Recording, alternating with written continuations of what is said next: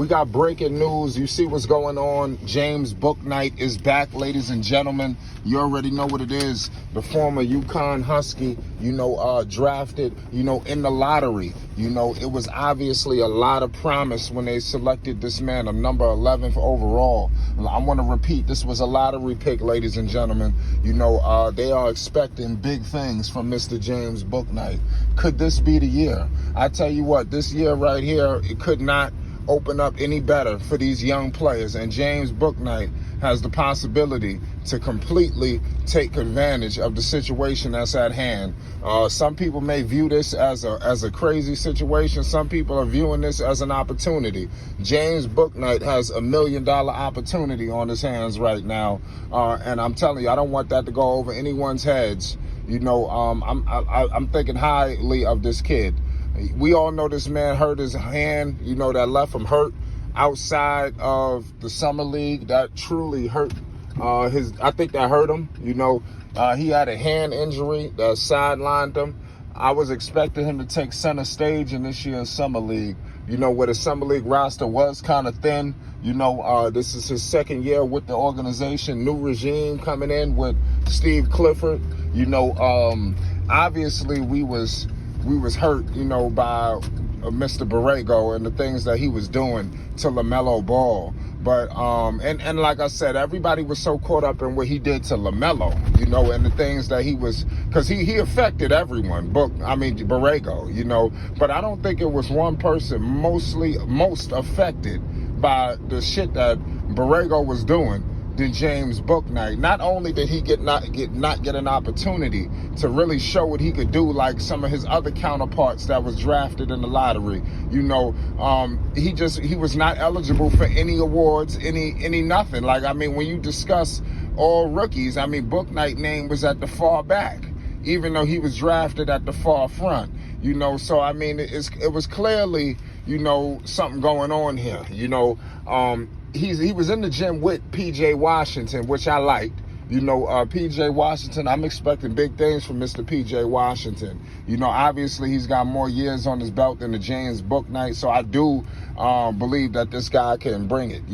These young guys are going to be pivotal, and these two, especially Bouknight, when you start to think, when you start to narrow down this roster, you starting to look down the hill, there's only probably who on this roster outside of LaMelo has the most, all-star potential that could, bust out into an all-star.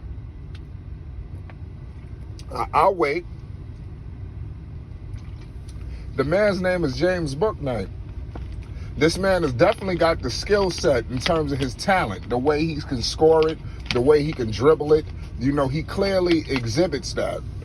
It's up to him to put it all together. He's still a young player, so he needs to mature, and he also needs to develop. I'm a big advocate of giving these players a chance to develop. Too often that what's going on is these teams are not giving these young guys an opportunity to even show what they can. It's like if they don't get it done first year, first couple months into the season, we're ready to let them go.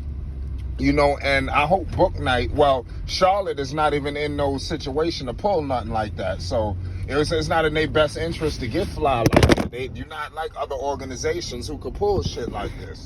If you a top-notch organization where you almost funneling, good picks, even like, a team that drafts well, you could kind of squander away some things. You can't squander away this number 11th overall pick.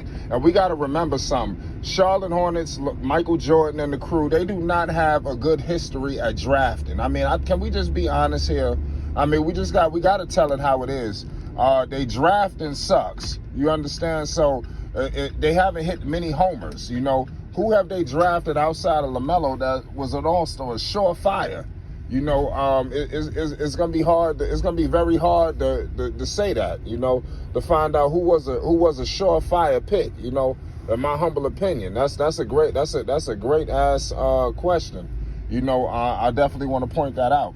But nonetheless, man, the James Bouknight and the Charlotte Hornets got to definitely get their shit together. That's really all I could tell you.